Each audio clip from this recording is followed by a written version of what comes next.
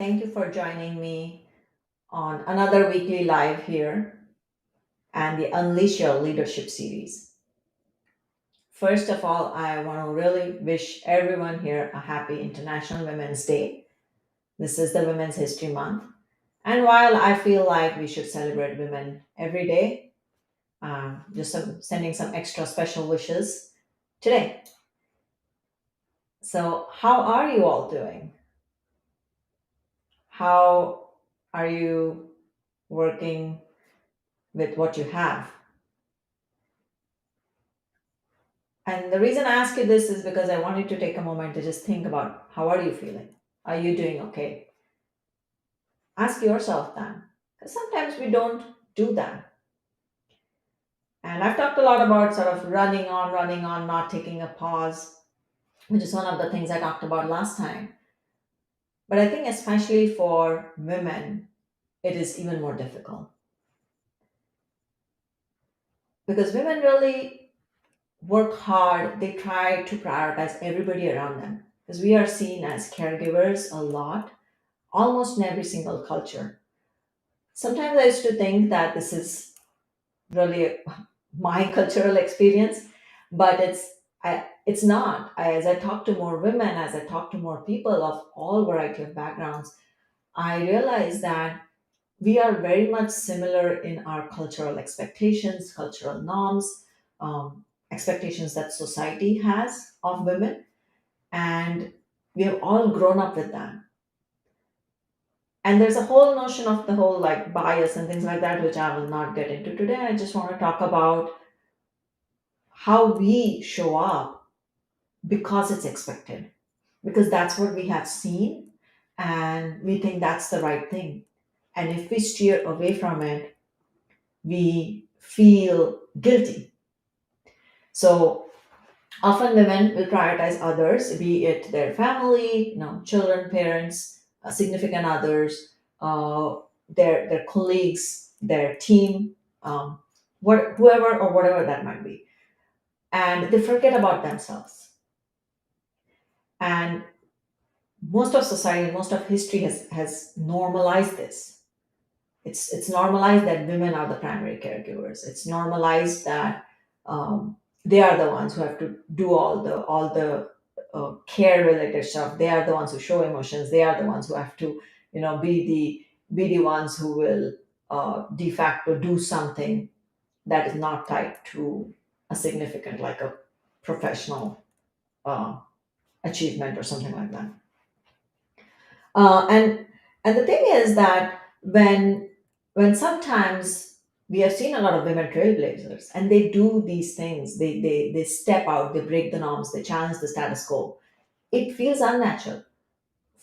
I'm sure for themselves, but also for the people around them. And often this leads to women feeling guilty of what they might be doing or that they are not doing something a certain way.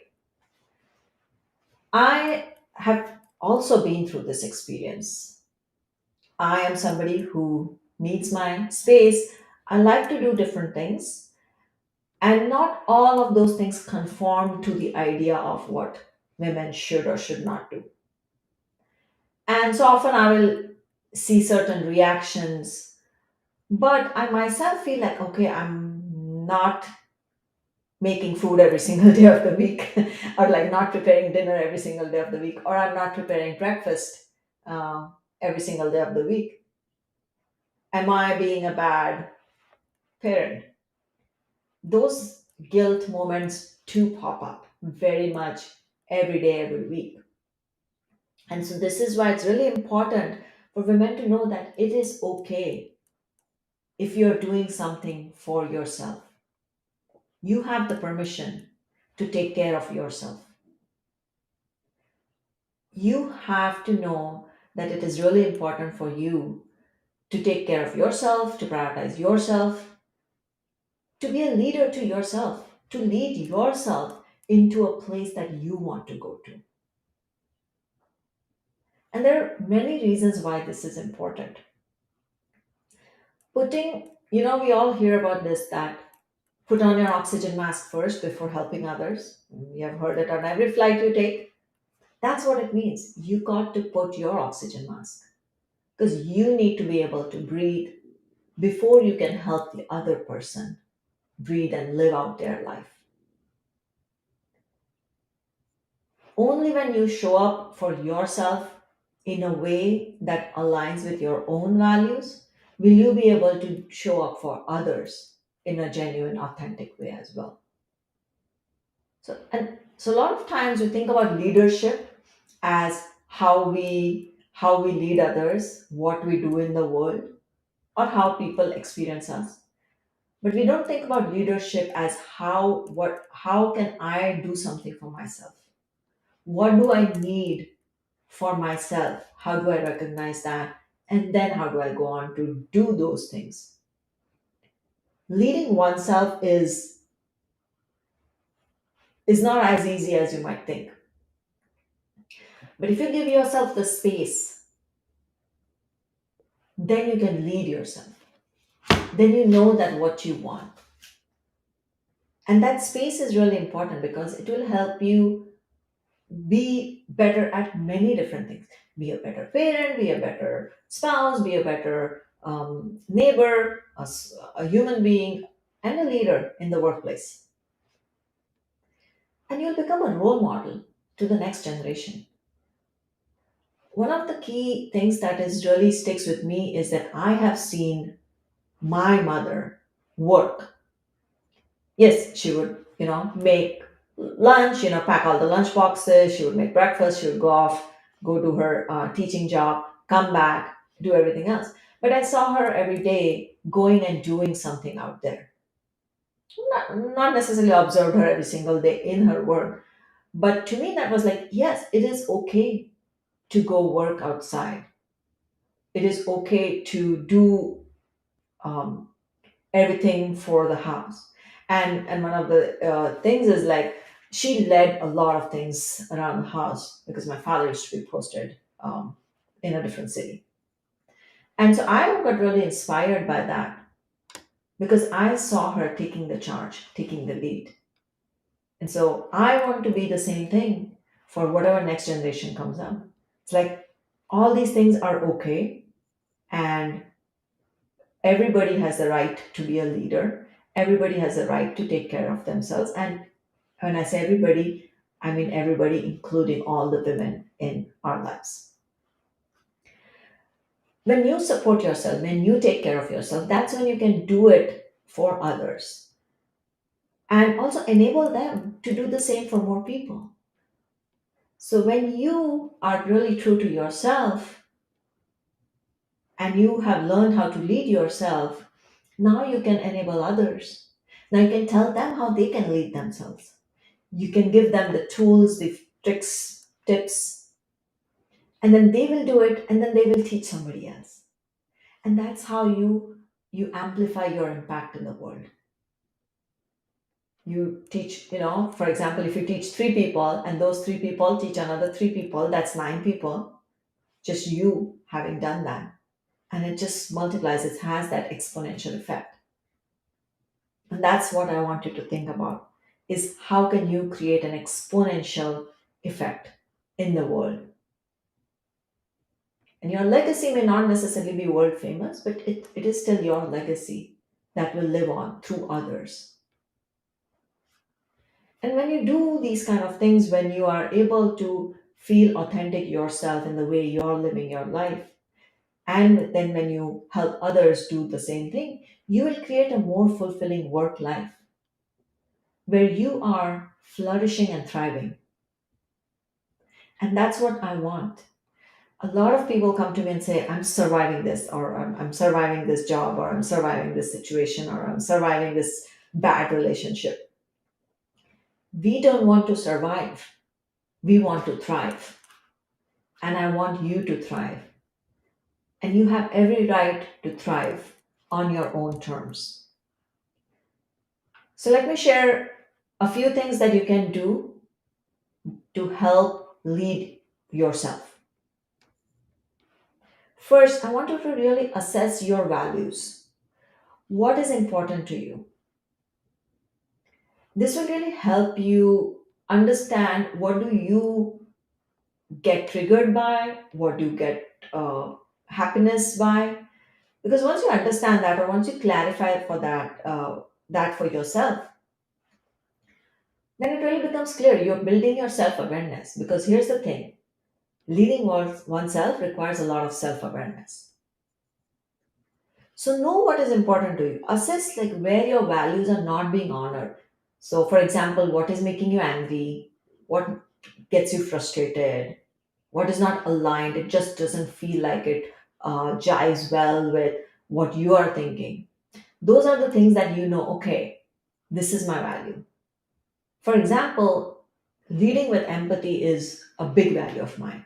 I feel we really need to be empathic to other people. We need to understand, and that's how you create and collaborate better.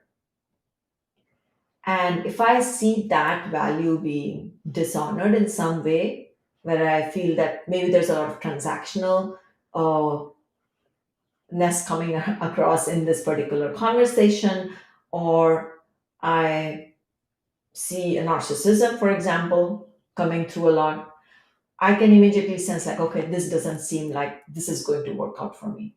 And so I will try to get away from it. And if I cannot, then I will try to figure out a way to make it work to my advantage. But in order for me to be able to do that, I first need to know what are my values, what is important to me. And then means like, okay, what doesn't work for me? Sometimes you also need to know what is my non negotiable. Like, what can I definitely not have in my life? And if once you know that, then you're like, okay, now let's think about how can I deal with those situations where these values or these things that are important to me are not happening or are getting crushed. The next thing you can do is take steps to honor yourself every single day. What I mean by that is do something for yourself every day. And it can be anything. You can say, okay, I need time to myself, I need to take a walk, or I need to exercise, so I have to do an hour every day, and I need that time. Somebody is like, okay, I need to go do a little bit of shopping. That works too. Whatever works for you, maybe it's meditation, maybe it's yoga, maybe it's another creative outlet, but it is something for you that you're doing on your own terms. It can be 15 minutes a day, it can be 30 minutes a day, whatever time you think, but do something for yourself every single day. And when you do it in like these small time steps or baby steps, it won't feel like you're, jarring the world or like rocking the boat or anything like that. But you're still getting used to the idea of doing this for yourself. So please do this. Then what I want you to think about is, okay, now that you know your values, the importance, like recognize those situations where your values are dishonored or where you need to stand up for yourself. Because when your values get crushed, now you need to stand up for your values. Right? So these can be a lot of different things where you need to be able to stand up for yourself. Because one of the key things about leading is being able to stand up for yourself, stand up for your teams, stand up for your family, whatever that might be, and take action in those moments. If you're seeing BS go around and that's not in line with your values, then say something, call it out, point it out. Just the other day, I got mansplained, and I can tell you this, like I got mansplained, and even today, when I know that that's a term and I know what it means, sometimes in the moment you're like, what is going on here? And that definition doesn't come across so easily. And I didn't necessarily call it out in that moment because it didn't necessarily do anything for me long term, but it still happened. So, if you see something like that, do it. Like call it out. If it feels the right thing to do, call it out. As long as you can stand for yourself, if you think this is going to serve me, then do it. Do not let anybody get away with dishonoring your values and what you stand up for. It can be a passive aggressive behavior, it can be things that are tied to bias, it can be many of those things. And then what I want you to think about is sometimes you know that you can do a lot of things, but it helps to have a support system. So find allies, find mentors who you can talk to. I've said this over and over again, and I think I say this in every single conversation that I have with you all is you need to talk about what you are experiencing or what is important to you or how you might be seeing a particular situation with other people. Sometimes it helps you validate what you're feeling. Sometimes you know that maybe they're experiencing the same things and you can support each other. But sometimes your allies can also help you in those moments that to help you stand up for yourself. You may be still learning to develop your voice, and that's okay. And in that case, the allies can become your voice. They can call out a behavior that's not right in a particular situation. So it's really, really important to have allies. And finally, what I want you to think about is invest in yourself. Invest in yourself financially, emotionally, physically, whatever it takes, because you have the right and you have the permission to do it.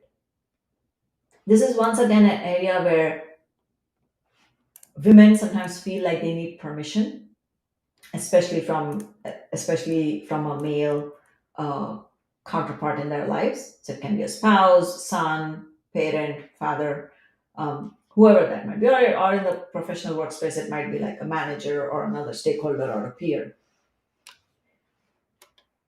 You have to take control of your own life and what you do with it because you're the only one who's responsible for it. You're responsible for your happiness, your success. You're also responsible for what doesn't go well. And investing in yourself is one of the best ways that you can ensure that what you're doing for yourself is in service of you. If you need to go take that expensive course, do it. If you know in your heart that that's going to help you professionally, then do it. If you need to buy an exercise machine so you can get healthy and fit, then do it. If you have the means to invest financially, and especially if you're an earning person, then you don't need anybody else's permission to spend that money. And if you're not, then I'm sure you can find other ways to invest in yourself. So I really encourage you to think about yourself on this International Women's Day. Because we think a lot about all the women in our lives. Again, we think about the other women in our life, and sometimes we don't think about ourselves. And thinking about yourself, being true to yourself, leading yourself, those are things that are actually not selfish. They are not self centered things. So, once again, I want to say, I think when people think about themselves, we call it selfish or self centered. And that's the term the society has put on it. But really, what you're doing is you're putting on your own oxygen mask. You're doing something for yourself so you can be a better person for the people around you. So, taking care of yourself is something you can do and you should do. And I want to really encourage you to do it. Do something every single day. And I would love to hear from you on what you did. Take the next week, do something each day next week, right? Maybe this month, it's Women's History Month. So, like, let's do something every day from today, March 8th to March 31st. And tell me how you feel. What was your experience like when you just gave yourself 10 minutes, 20 minutes? I would love to hear from you. So, please reach out to me. And I'm rooting for all of you, not just today, but every day. I love working and supporting women who really want to make a difference for themselves, not just for the world, but for themselves. And I really enjoy working with it. I know that I have come across through my struggles, and I really want to help you all sort of get over your hurdles, get over your obstacles, get out of your head. And I know you can do it. If I could have done it, you can do it too. So with that, thank you so much for tuning in, and have a wonderful rest of the day. Do something great. Bye.